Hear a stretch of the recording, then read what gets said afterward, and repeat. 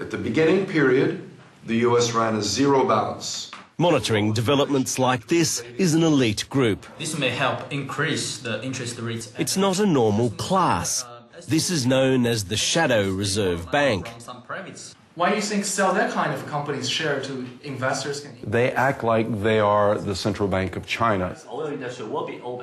These 15 students and then a few observers probably know more about central banking and monetary issues than all but, 200 or 300 people in the world that work at central banks. And they have some sort of powers in printing money. You can only join this group when somebody leaves, and even then you have to be voted on. Those earnings can become wealth. Lately, they've been discussing ways in which ordinary households are subsidizing big corporations in China. Ways, and we can discuss it further. If my wages are low, that takes income away from me, and it gives income to whoever employs me. If interest rates are low, savers, who are basically the households, ordinary families, they earn much less on their savings than they should have earned.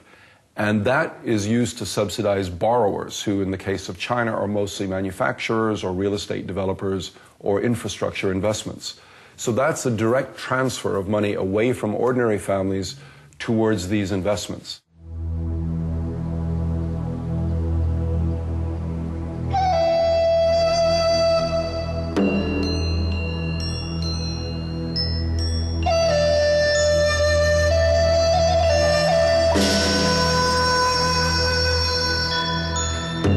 Hangzhou is one of the cultural jewels of China. Here, the ancient gardens and temples of emperors sit beside a modern, thriving city. People from all over China come to visit, and many of the locals are quite affluent. But here, like in all Chinese cities, are those that Australians would call battlers. We've come to visit some of them to see if they're enjoying the fruits of China's economic success. The theory goes that ordinary people in places like this are effectively subsidising big business. That if you keep a lid on people's living standards, you're also ensuring that the wheels of industry keep turning.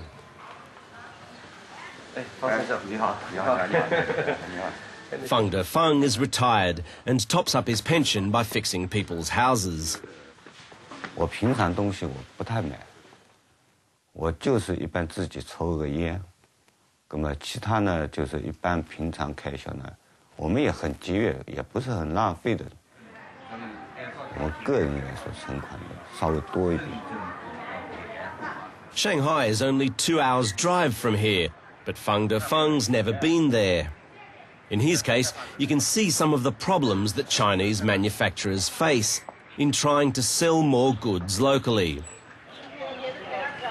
像我们老百姓，如果是这一块没有压力的话，老百姓的钱就完全可以去消费。万一一个人突然发病了，有什么事情，我要去用这笔钱。And all around this area, you hear the same stories. Jia Guangsheng describes his life here as crawling and says that without community support, he couldn't keep his bike repair stall open. 最近你觉得您的生活是难不难？难。为什么难？那么就难了，这个我这个生意上面了，要起早摸黑，这不干。压力也比较大的，万一我摔倒了怎么办啊？对不对？就是没有生活来源。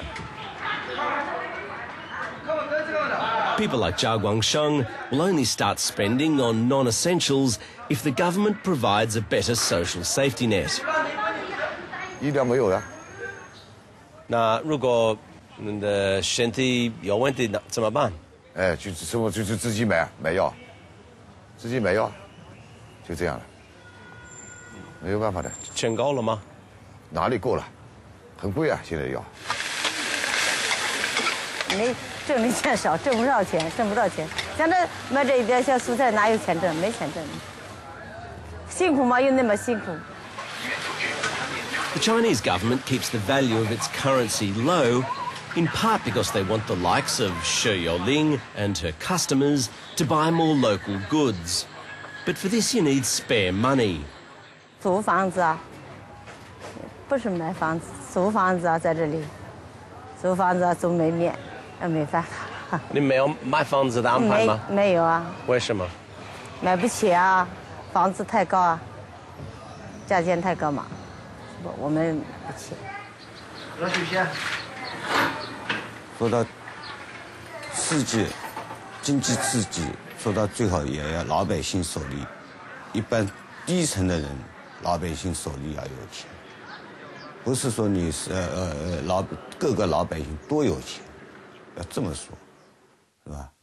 多的人多的钱，人家有老百姓钱多的太多，少的太少。Even so, most people are better off than they've ever been before. And plenty of them do seem to think that things can only get better. 生活我还乐观的，比较高兴的，但是苦中乐吧。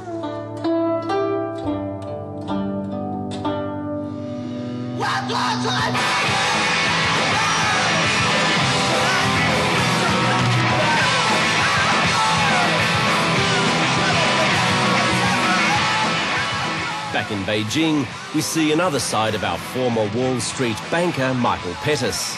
He runs the band venue D22.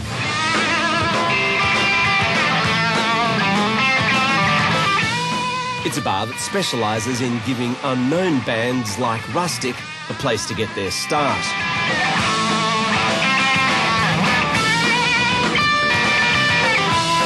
What's happening in China is something that maybe happens once every 100 years or so. You don't really get too many chances to participate in something like this. It just won't stop being more interesting. Every year it was more interesting than the last, so it's become very, very difficult to leave. And for Rustic, they've just won the World Battle of the Bands in London, securing prize money, a recording deal and a tour of Britain.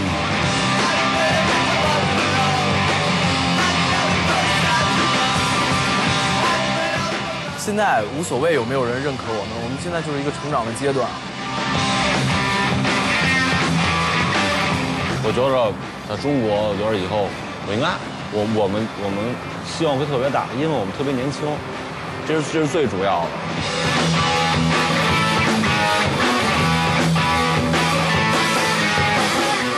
I have a lot of confidence for my future, but I don't know if I can get successful or not, but I will keep doing. That seems to be the motto of the whole country, to just keep on going. And this place does have a remarkable ability to confound the critics, to absorb any potential economic glitches and still charge ahead. The question is, how long can they keep up this pace?